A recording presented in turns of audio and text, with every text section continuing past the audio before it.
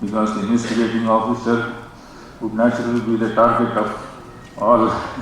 But yet, Mr. Nagreddy, as a cultured man, treated him very well. Recently, Mr. Nagreddy, though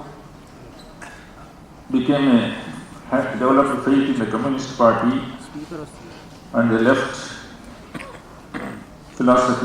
philosophy, but still he commanded respect from all over Andhra Pradesh, and he was elected for the assembly sometimes. Recently, Sri Somnath Chatterjee, in his speech at the function to mark the conclusion of the Golden Jubilee celebrations of Andhra Pradesh High Court, prominently mentioned that the people of Andhra Pradesh have shown great qualities of creative thinking in building and developing the state, while referring to the remarkable legendary leaders of this state. He mentioned prominently that Mr. Nagreddy was one such leader who influenced the society and politics of the state in many ways and of the nation as a whole. Mr. Nagreddy was a voracious leader and a highly cultured man.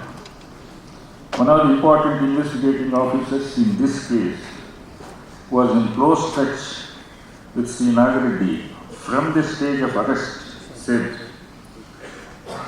this I am quoting what one of the investigators has said, was close with Mr. Nagreddy during the trial. So I quote, when I read in the newspapers about the death of Sri Nagreddy, I bemoaned. I had not the opportunity of paying my last respects to a great soul. He might have been a leftist leader, but was a noble soul, free from malice, even against his prosecutors and the investigating officers. After the conclusion of evidence, the statements of the accused under Section 342 were to be recorded. Sri Nagreddy, as the first accused, produced a typed statement of 250 pages. He did all that in the day.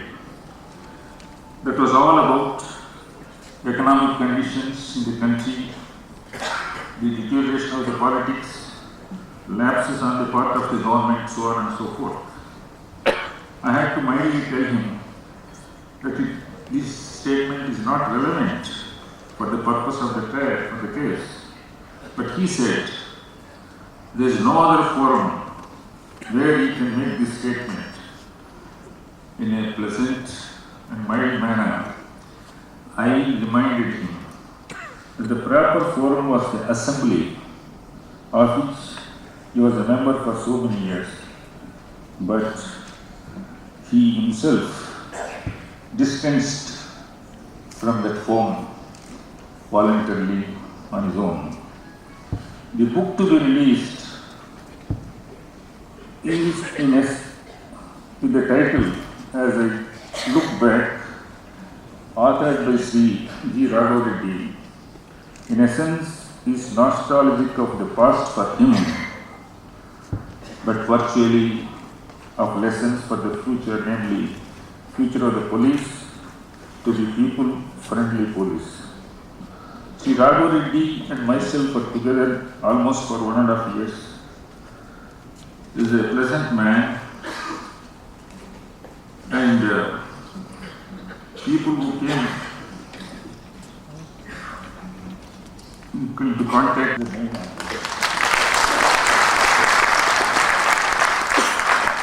It is difficult to prove a conspiracy case, and it fell to my lot to argue it for 18 days. And all that was possible with active assistance of Mr. Raghva, because he was so thorough with the facts and the law involved in the case. The tribute is for him is even the accused did not find fault about the fairness of the investigation and the trial. nor the public till today has commented anything saying that it was unfair, so on and so forth. Therefore, there is no exaggeration in my statement that the credit goes to Mr. Raghva.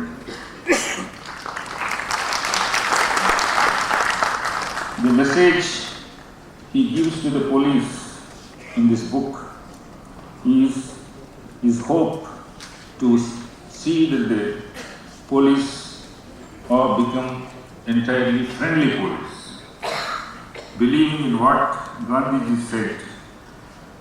I quote, "The police that I would maintain would be a body of reformers."